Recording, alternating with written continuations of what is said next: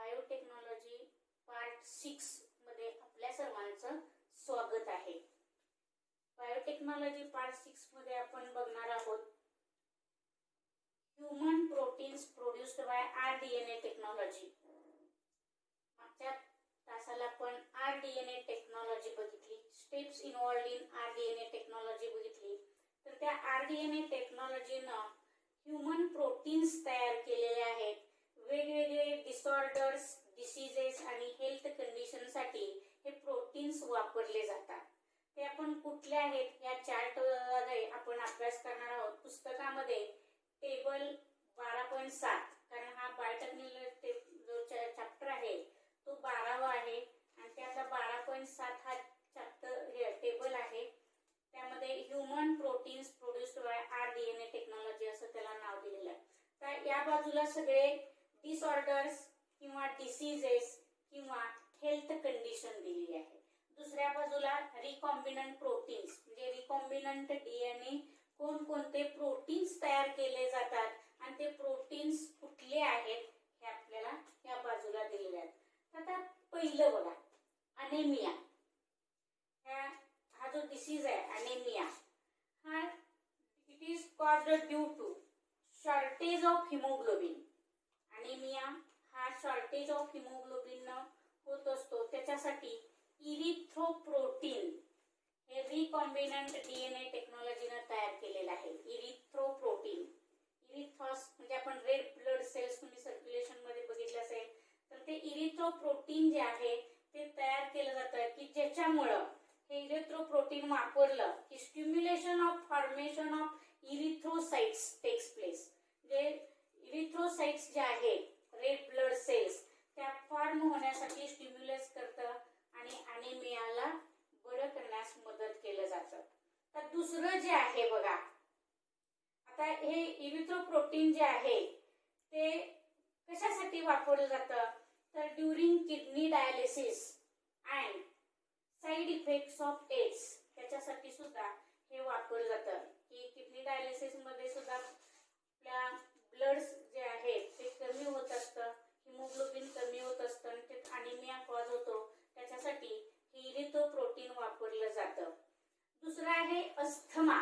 Asthma म्हणजे दमा, लंग्सशी संदर्भात असणारा हा जो रोग आहे अस्थमा, त्याच्यासाठी प्रोटीन कुठलं तयार केलं जातं बघा आरडीएनए टेक्नॉलॉजीनं इंटरल्युकिन फर्स्ट रेसिप्टर नावाचं प्रोटीन हे अस्थमा बरा करण्यासाठी हे प्रोटीन्स तयार केले जातात. त्यानंतर तिसरं जे आहे अथेरोस्क्लेरोसिस. अथेरोस्क्लेरोसिस म्हणजे काय बघा, thickening and hardening of walls of arteries. Veins आणि आर्टरीज आपण बघितलं, तुम्ही सर्क्युलेशन मध्ये अभ्यास केलेला आहे. तर त्या आर्टरीच्या ज्या वॉल्स आहेत थिक आणि हार्ड होत असतात त्यालाच म्हटलं जातं अथेरोस्क्लेरोसिस. आणि त्याच्यासाठी जे प्रोटीन तयार केलेलं आहे ते प्रोटीन बघा platelet derived growth factor. Platelet derived growth factor त्याला पीडीजीएफ असा त्याचा शॉर्ट फॉर्म केला जातो बघा अथेरोस्क्लेरोसिस. आता ह्या अथेरोस्क्लेरोसिस मध्ये ह्या पीडीजीएफ वापरल्यामुळं काय होतं बघा, स्टिम्युलेशन ऑफ वुंड हिलिंग. जखम जी झालेली असेल तर ती जखम लवकर भरून येण्यासाठी मदत केली जाते. आता चौथं बघा पार्च्युरेशन.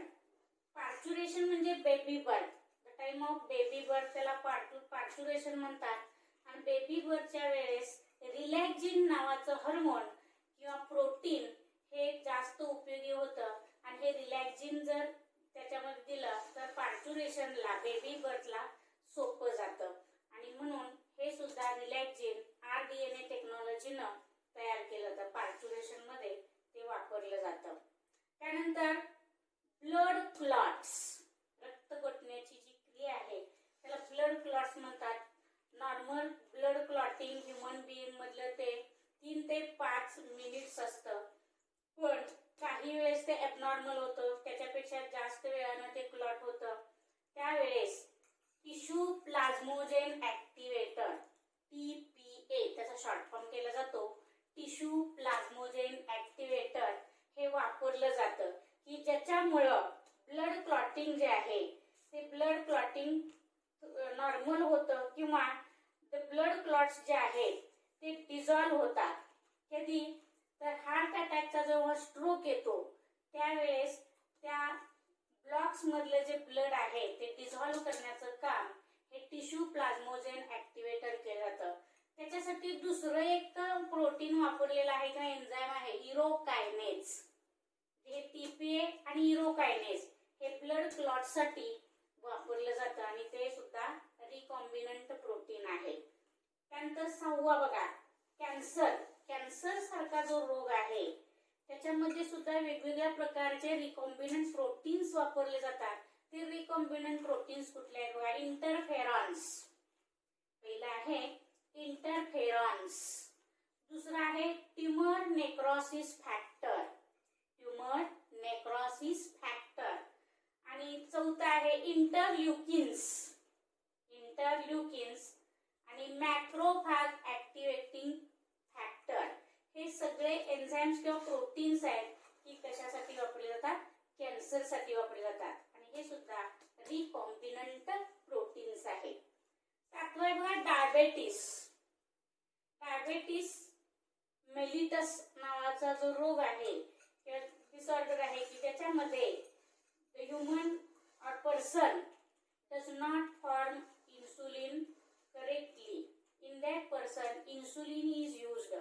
आणि हे इन्सुलिन सुद्धा रिकॉम्बिनंट प्रोटीन आहे. इन्सुलिन बद्दल पुन्हा आपण आणखी माहिती बघणारच आहोत. त्यानंतर बघा एम्फायसेमा. तर एम्फायसेमा हा लंग्सशी संबंधित अशा प्रकारचा रोग आहे की ब्रीथलेसनेस साठी म्हणजे ह्याच्यामध्ये होत असतं. म्हणजे श्वासोच्छवासाला त्रास होत असतो त्याला एम्फायसेमा म्हटलं जातं. आणि त्या एम्फायसेमामध्ये अल्फा अँटीट्रिप्सिन नावाचं प्रोटीन वापरलं जातं आणि ते सुद्धा काय आहे, रिकॉम्बिनंट प्रोटीन आहे. एम्फायसेमा. तर एम्फायसेमा सांगितलं इनक्युरेबल लंग कंडिशन. फुफ्फुसाची ही कंडिशन आहे इनक्युरेबल, न बरी होणारी. 9वं बघा हिमोफिलिया. आता 10वा पण आहे हिमोफिलिया. हिमोफिलिया ए आणि हिमोफिलिया बी हे कसले रोग आहेत काय, इनहेरिटेड डिसीजेस आहेत. इनहेरिटेड म्हणजे अनुवंशिक अशा प्रकारचे आहेत. त्या हिमोफिलियामध्ये ब्लड क्लॉटिंगची क्रिया जी आहे ती डिस्टर्ब होत असते आणि ब्लड क्लॉटिंगची क्रिया डिस्टर्ब झाल्यानंतर सगळंच ॲबनॉर्मल होत राहतं. तर त्यामध्ये पहिला जो आहे हिमोफिलिया ए, त्याच्यासाठी blood clotting factor 8. Blood clotting factor वेगवेगळ्या प्रकारचे आहेत वेगवेगळे. त्यामध्ये हिमोफिलिया ए साठी फॅक्टर 8 वापरला जातो आणि हिमोफिलिया बी साठी फॅक्टर 9 वापरला जातो. तर अशा प्रकारे हा हिमोफिलिया इनहेरिटेड डिसीज जो आहे त्याच्यासाठी हे ब्लड क्लॉटिंग फॅक्टर्स हे प्रोटीन्स आहेत आणि ते सुद्धा कसे आहेत, रिकॉम्बिनंट प्रोटीन्स आहेत. त्यानंतर 11वं बघा हिपॅटिटिस बी. हिपॅटिक म्हणजे लिव्हर. हिपॅटिटिस बी हा लिव्हरशी संबंधित असणारा डिसीज आहे. ह्याच्यामध्ये जर आपण बघितलं ह्यामध्ये हिपॅटिटिस ए आणि हिपॅटिटिस बी अशा 2 प्रकारचे हिपॅटिटिस आहेत. तर त्यामधला पहिला जो हा जो आहे हिपॅटिटिस बी तो सीरम हेल्थ संदर्भात आहे आणि याच्यामध्ये म्हणजे सीरम हिपॅटिटिस त्याला म्हणतात हिपॅटिटिस बी. आणि ह्याच्यासाठी हिपॅटिटिस बी व्हॅक्सिन लस तयार केलेली आहे आणि ती लस म्हणजे कसली आहे, रिकॉम्बिनंट प्रोटीनच आहे ती सुद्धा आणि ती सुद्धा याच्यासाठी वापरली जाते. ऍप्लिकेशन्स ऑफ बायोटेक्नॉलॉजी बघणार आहोत. There is broad spectrum of scientific applications of biotechnology and these scientific applications are used in many sectors. वेगवेगळ्या भागामध्ये बायोटेक्नॉलॉजी वापरली जाते. त्यामध्ये आपण ह्या चार्ट मध्ये बघितलं तर किती बायोटेक्नॉलॉजी किती क्षेत्रामध्ये वापरली जाते ते आपल्याला बघता येईल. बघा इथं आपण biotechnology used in plant biotechnology. Plant biotechnology मध्ये कशा कशाचा समावेश होतो बघा, plant cell, tissue culture, genetic modified crops म्हणजे GM crops, marker assisted selection, हे सगळं कशामध्ये समावेश होतं, प्लांट बायोटेक्नॉलॉजी मध्ये. दुसरा आपण बघितला तर इंडस्ट्रियल बायोटेक्नॉलॉजी. वेगवेगळ्या इंडस्ट्रीमध्ये सुद्धा बायोटेक्नॉलॉजीचं ऍप्लिकेशन आहे, वापर केला जातो. त्याच्यामध्ये वेगवेगळ्या प्रकारचे बघा एन्झाईम बायोटेक्नॉलॉजी. दुसरा आहे प्रोटीन इंजिनिअरिंग. तिसरा आहे मेटाबॉलिक इंजिनिअरिंग आणि चौथा आहे मेटाबोलोमिक्स. म्हणजे इंडस्ट्रियल बायोटेक्नॉलॉजी मध्ये ह्या सगळ्याचा समावेश होतो. बायोटेक्नॉलॉजी वापरली जाते. तिसरं बघा जीनोमिक्स. जीनोमिक्स मध्ये वापरलं जातं बायोटेक्नॉलॉजी कशा कशासाठी बघा, होल जीनोम सिक्वेन्सिंग, पूर्ण जीनोम सिक्वेन्स केला जातो त्याचा. तिसरा आहे जीन फंक्शन, त्यानंतर रिव्हर्स जेनेटिक्स आणि बायो इन्फॉर्मॅटिक्स.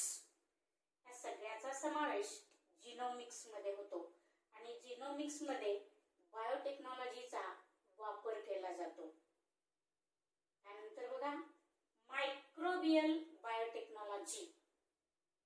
मायक्रोबियल बायोटेक्नॉलॉजी मध्ये मायक्रोबियल जीनोमिक्स, बायोफर्टिलायझर्स, बायोपेस्टिसाइड्स आणि आयपीएम. आयपीएम म्हणजे इंटिग्रेटेड पेस्ट मॅनेजमेंट. म्हणजे ह्या सगळ्याचा मायक्रोबियल बायोटेक्नॉलॉजी मध्ये वेगवेगळ्या प्रकारचे बायोफर्टिलायझर्स तयार केले जातात, बायोपेस्टिसाइड्स तयार केले जातात, इंटिग्रेटेड पेस्ट मॅनेजमेंट केलं जातं. त्याचबरोबर मायक्रोबियल जीनोमिक्स पण केलं जातं. अशा प्रकारे बायोटेक्नॉलॉजीचा वापर मायक्रोबियल बायोटेक्नॉलॉजी मध्ये केला जातो. त्यानंतर एन्व्हायरमेंटल बायोटेक्नॉलॉजी. पर्यावरण शास्त्रामध्ये सुद्धा आपल्याला बायोटेक्नॉलॉजीचा वापर केला जातो. बघा पोल्युशन कंट्रोल. पहिला आहे पोल्युशन कंट्रोल. बायोफ्युएल्स, इंधन वेगवेगळ्या प्रकारची बायोफ्युएल्स आहेत. त्यानंतर बायो रेमेडिएशन आणि बायोडायव्हर्सिटी, जैवविविधता, त्याचा अभ्यास करण्यासाठी सुद्धा बायोटेक्नॉलॉजीचा वापर केला जातो. बघा ॲनिमल बायोटेक्नॉलॉजी. जसं आपण प्लांट बायोटेक्नॉलॉजी बघितलं तसं ॲनिमल बायोटेक्नॉलॉजी मध्ये सुद्धा कशा कशाचा समावेश होतो बघा, tissue culture, generative medicines, GM animals म्हणजे जे आहेत जीएम ॲनिमल्स, जसं आपण हे बघितले GM crops, genetically modified animals, pharmacogenomics आणि जीन थेरपी. ह्या सगळ्याचा समावेश कशामध्ये होतो, ॲनिमल बायोटेक्नॉलॉजी. म्हणजे ह्या चार्ट वरून आपल्या लक्षात येतंय की biotechnology used in broad spectrum in scientific applications in different sectors, वेगवेगळ्या भागामध्ये. त्याच्यामध्ये आपण पहिल्यांदा बघणार आहोत हेल्थ केअर मध्ये biotechnology used in health care. Health care मध्ये बायोटेक्नॉलॉजी कशासाठी वापरली जाते आपण बघूया.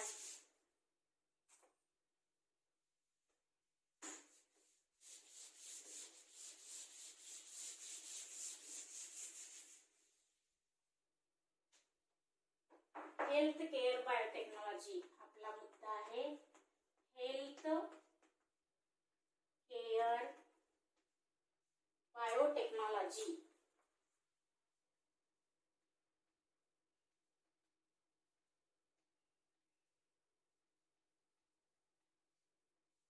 Health care biotechnology refers to, कशाची संदर्भात आहे बघा, refers to medicinal and diagnostic product or vaccines.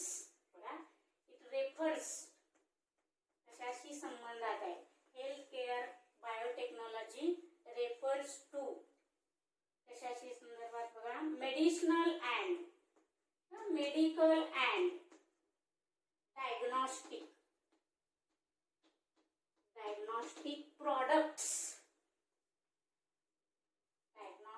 products or vaccines vaccines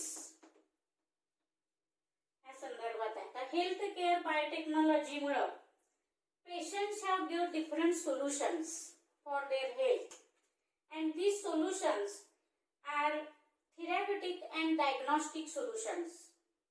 Therapeutic and diagnostic solutions which consist organ transplant, stem cell technology, genetic counseling. बघा कशा कशाचा संबंध होतो म्हणजे people get diagnostic solutions.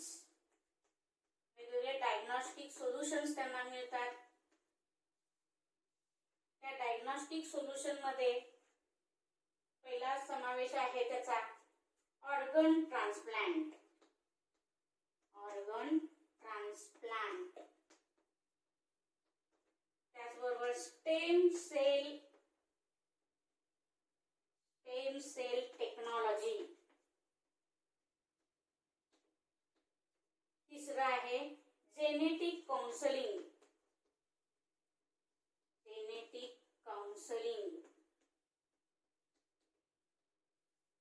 चौथा आहे फोरेन्सिक मेडिसिन.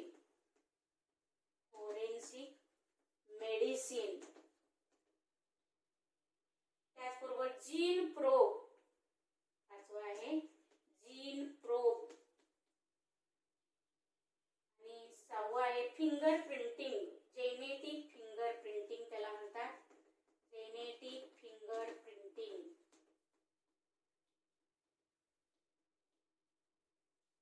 म्हणजे लोकांच्या आरोग्याविषयी त्यांना वेगवेगळे सल्ले मिळले जातात, त्याविषयी सोल्युशन्स त्यांना मिळलं जातं. त्यामध्ये ऑर्गन ट्रान्सप्लांट विषयी माहिती दिली जाते किंवा सोल्युशन दिलं जातं. स्टेम सेल टेक्नॉलॉजी बद्दल त्यांना माहिती दिली जाते. सोल्युशन म्हणजे या ठिकाणी माहिती. त्याचप्रमाणे जेनेटिक काउन्सिलिंग होतं त्यांच्यामध्ये. फोरेन्सिक मेडिसिन मिळतं. जीन प्रोब बद्दल माहिती मिळते आणि जेनेटिक फिंगर प्रिंटिंग बद्दल सुद्धा त्यांना वेगवेगळ्या प्रकारची माहिती ह्या हेल्थ केअर बायोटेक्नॉलॉजीमुळे मिळत असते.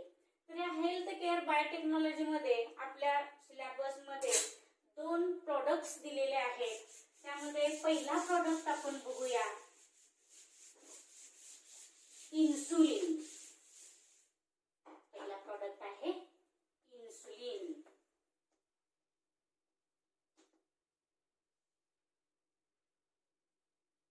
इन्सुलिन जे आहे it is a peptide hormone.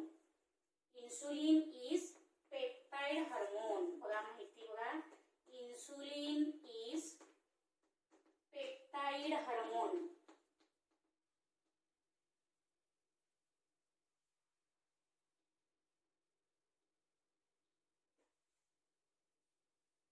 Actually, naturally, this insulin is secreted in pancreas of human being, and this insulin it is a one type of hormone, and ते हार्मोन कशा प्रकारचा आहे? Peptide hormone आहे. तर हे जे हार्मोन आहे it is produced by pancreas, cells of pancreas. Pancreas म्हणजे स्वादुपिंड. तर इन्सुलिन कुठे सिक्रेट होतं? पॅनक्रियाज मध्ये सिक्रेट होतं. Cells of pancreas. and these cells of pancreas are called as islets of Langerhans. Islets of Langerhans. स्वादुपिंडामध्ये त्या pancreas मध्ये ह्या सेल्स असतात, त्यांना आयलेट्स ऑफ लँगरहॅन्स म्हणतात. आणि ह्या आयलेट्स ऑफ लँगरहॅन्स मध्ये हे इन्सुलिन सिक्रेट होत असतं. हार्मोन, इन्सुलिन हार्मोन सिक्रेट होत असतं. सुरुवातीला हे इन्सुलिन जे आहे ते Edward Sharpey Schafer. Initially this insulin hormone is discovered bye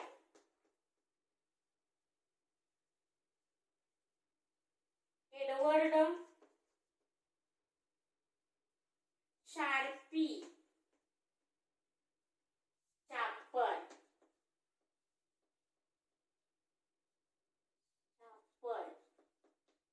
या शास्त्रज्ञानं पहिल्यांदा हे शोधून काढलेलं आहे. म्हणजे insulin first discovered by Edward Sharpey Schafer, and when he studied the pancreas and the cells of islets of Langerhans. He discovered insulin in islets of Langerhans. कोण? Sharpy स्टाफरनं पॅनक्रियासच्या islets of लँगरहॅन्सचा अभ्यास करताना हे इन्सुलिन नावाचा hormone पहिल्यांदा त्यांनी डिस्कवर केलेला आहे. तर insulin is essential for control the blood sugar. Insulin is essential for to control the blood sugar. The people who do not produce necessary amount of this insulin, they causes a disease called diabetes mellitus. म्हणजे एखाद्या व्यक्तीच्या पॅनक्रियास मध्ये insulin जर प्रमाणात secrete होत नसेल तर त्या व्यक्तीला, त्या पर्सनला जो रोग होतो त्याला डायबेटिस मेलिटस म्हणतात. Diabetes mellitus. डायबेटिस मेलिटस हा इन्सुलिनच्या अभावामुळे होणारा रोग आहे. इन्सुलिन कमी पडलं तर हे जे इन्सुलिन आहे सुरुवातीला हकोरा इटाल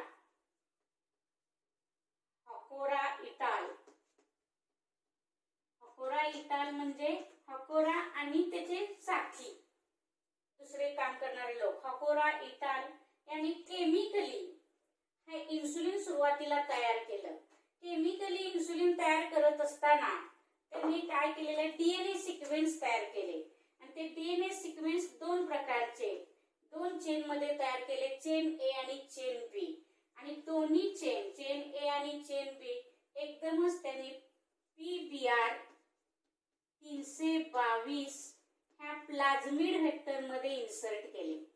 प्लाझमिड व्हेक्टर म्हणजे हकोरा इटाल या शास्त्रज्ञांनी सुरुवातीला केमिकली रासायनिक दृष्ट्या इन्सुलिन तयार केलं.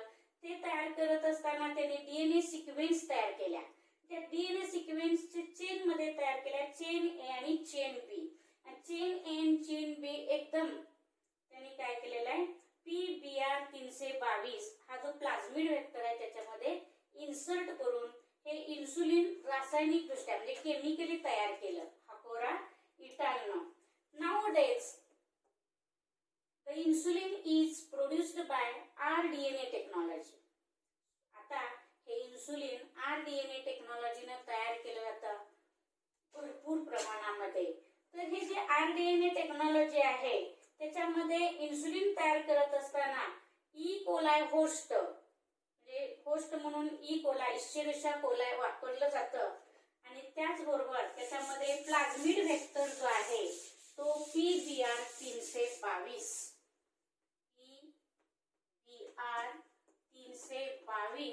हा प्लाझमिड व्हेक्टर वापरला जातो. Plasmid vector. आणि त्याच्यासाठी हे इन्सर्ट करण्यासाठी किंवा इंट्रोड्यूस करण्यासाठी जो होस्ट वापरला जातो ती होस्ट सेल म्हणजे बॅक्टेरिया आहे ई कोलाय. आणि हा इन्सुलिन फॉर्मेशनचा जो जीन आहे तो इन्सुलिन फॉर्मेशनचा जीन ह्या प्लाझमिड व्हेक्टर मध्ये त्याचा बीटा गॅलॅक्टोसाइड म्हणजे प्लाझमिड व्हेक्टरची एक साइड आहे त्याला बीटा गॅलॅक्टोसाइड म्हटलं जातं. आणि त्या बीटा गॅलॅक्टोसाइड मार्फत हा इन्सुलिन फॉर्मेशनचा जीन ह्या व्हेक्टर मध्ये काय केला जातो, इन्सर्ट केला जातो. आणि मग रिकॉम्बिनंट डीएनए तयार झाल्यानंतर हा रिकॉम्बिनंट डीएनए म्हणजे इन्सुलिन फॉर्मेशनचा इश्चेरिशा कोलाय मध्ये इंट्रोड्यूस केला जातो. इश्चेरिशा कोलायचं पुन्हा मल्टिप्लिकेशन केलं जातं. त्यामध्ये असणारे रिकॉम्बिनंट डीएनए ओळखले जातात आणि सिलेक्ट केले जातात. आणि मग त्याच्यापासून इन्सुलिन मोठ्या प्रमाणात तयार केलं जातं आणि मग ते वापरलं जातं. सध्या जे इन्सुलिन बाजारात मिळतं इन्सुलिनचं इंजेक्शन ते rDNA टेक्नॉलॉजीनंच तयार केलेलं